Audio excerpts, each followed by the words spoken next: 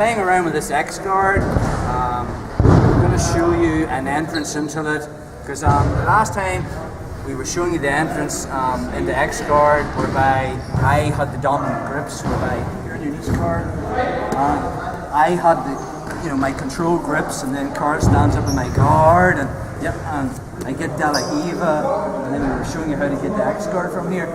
But again, sometimes you have to get there from an inferior position.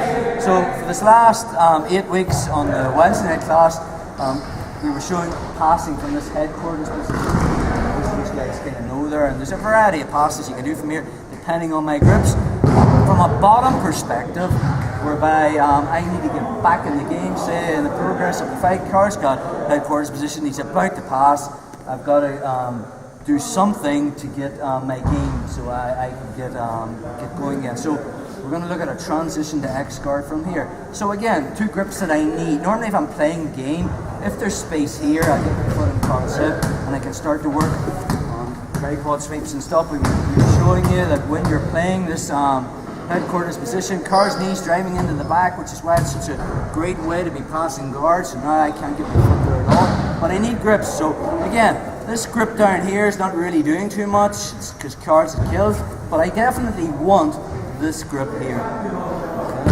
This grip here, and switching my grip from the bottom to the top, because this already, these 2 dominant grips now has kind of closed down Carl's. He goes to cut cross now, it's not going to happen. Okay. And if he tries to side smash, so I bring my elbow inside, so that's already cut down 2 of his main passes from that headquarters position. So if I end up here, I want this, and instead of being down here, which is it's kind of killed, I'll switch my grip from down here to up here. So now, instead of this foot being stuck between his legs, I'm going to bring it across and curl it at the near side hip. This is called a reverse De La Hiva hook. Okay. I'm going to kind of tilt the bent flat on my back, I'm going to turn onto my left side and put my left toe on the mat, and I'm going to use this as a lever to try and smash Carl's face into the mat. Okay, so I use my hook to pull him as I lift up. Okay, and from here I'm going to use this grip to swing around, and now the next guard. Okay, so the variation that we played with last week, the very first time I taught X guard, was your basic X guard. So my foot's at the far hip. Only this time we were doing the Andreas variation, where I bring my foot to here. So if he tried to sprawl on me, okay, he's pushing himself into my hip. So again, from this position, if Carl feels that I'm going for this backwards off balance sweep, which is the one I was showing you, which was that sweep there, sometimes he'll grab my lapel and he'll like squat down and he's super low. So there's no way I'm going to sweep him onto his butt. Okay, but if I feel his weight is driving this way, this hand that's under his leg can grab the sleeve. I already have that grip, and I'm gonna sweep him this way. Carl's gonna do it tonight. He's a stuntman. Back. So here's the bottom turn. So again, from that variation there. So again, there's a couple of ways you can play this X guard, but tonight we're going to be looking at this variation by the foot, which is like a De La Hiva hook in. So if I feel Carl's going to sweep me back onto my butt, I'll probably get a grip on this lapel and kind of squat down a little. Check me now, bro. It's going to be a lot more difficult. But if Carl feels my weight driving this way a little bit, common sense will tell him to sweep me overhead. On the second he swept me, I'm kind of on my side, the cut cross pass is there, and now he's into side control. Okay, so again, from headquarters position, so I'm passing, I get to here, I make my grips. This grip's super important, it keeps me bent over. This grip, when it's down here, is kind of killed, but if he switches it to this grip, okay, and from there, instead of me stuck in this, I'm just going to bring this reverse De La Hiva hook in. He can turn slightly onto his left side, put his toe on the mat, and then he can use that as a lever to give me a boost, and then he can switch to his X guard. Okay, so again, this way.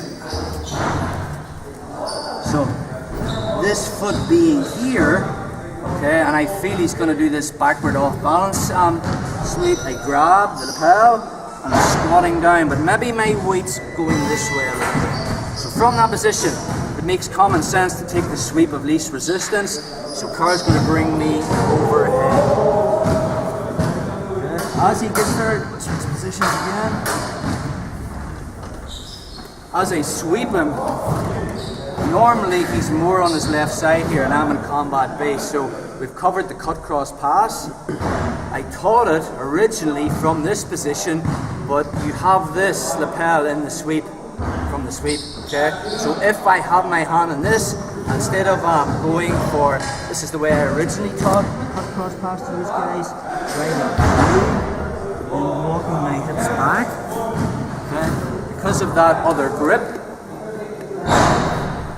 here, instead of being here, I'm here, I'll go to sleeve control. Okay, I'll move laterally. Okay. Once I get my hip on the mat, or sorry, on Carl's hip, not on the mat, I'm going to walk my hip backwards. Here, side control. If you haven't been doing jiu-jitsu so long, I would just stop here.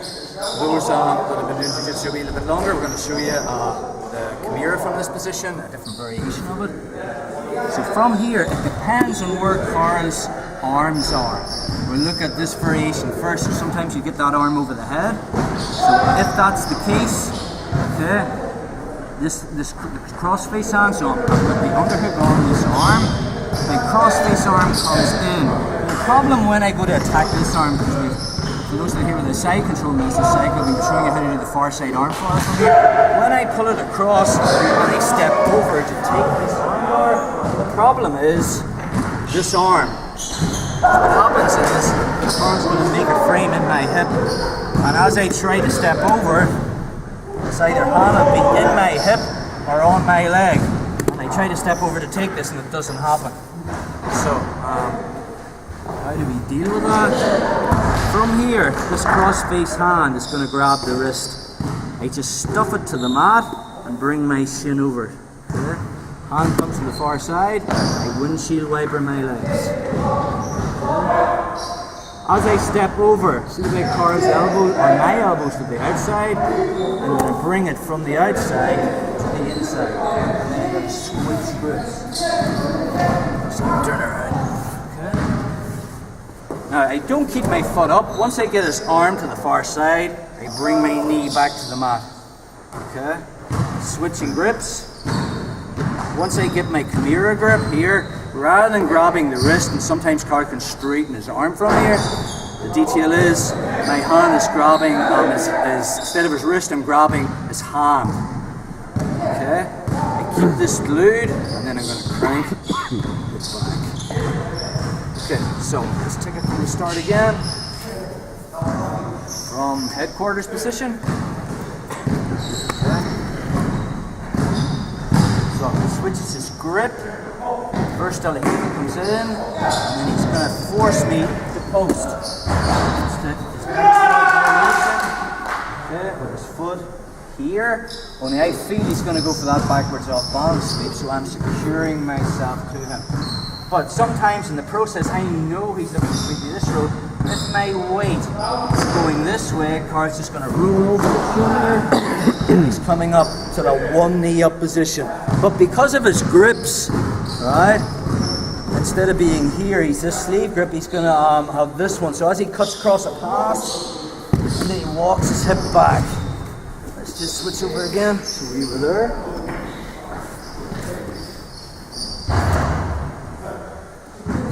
I have this and I have this. So as I bring this across, watch my elbow comes to the outside.